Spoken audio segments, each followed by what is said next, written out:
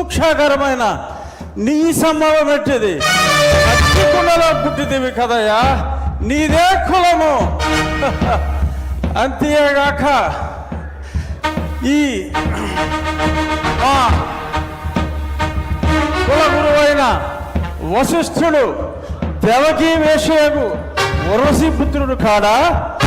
ఆయనదే కులము. ఆయన పంచమజాతి కన్యయగు అరుంధతి యందు శక్తిని, ఆ శక్తి చండాగణ యందు పరాశరుని, ఆ పరాశరుని పల్లె పడుతైన మత్స్యగంధి యందు మా తాత వ్యాసుని, ఆ వ్యాసుడు విధవరాండ్లైన మా పితామహి అంబికతో నా తండ్రిని, పితామహి అంబాలికతో నా పినతండ్రి పాండురాజును, మా ఇంటి దాసితో ధర్మ నిర్మాణ సరుడని మీ అందరితో కీర్తించబడుతున్న ఈ విదురదేవుని కనలేదా? నాతో చెప్పిందేమయ్యా? భక్తి క్షత్రబీజ ప్రాధాన్యములతో సంకరమైన మా కురువంశము ఏనాడో కులహీనమైనది. కాగా నేను కులము వ్యర్థవాదములకు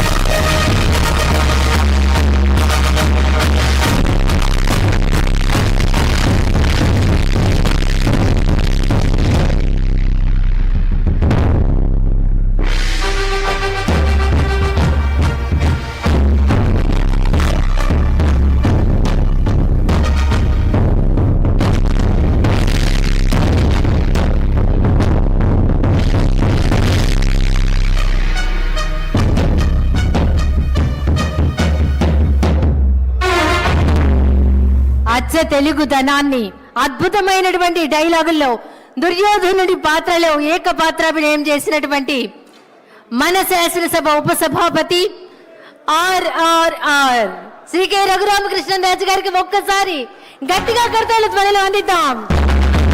అభినందనలు సార్.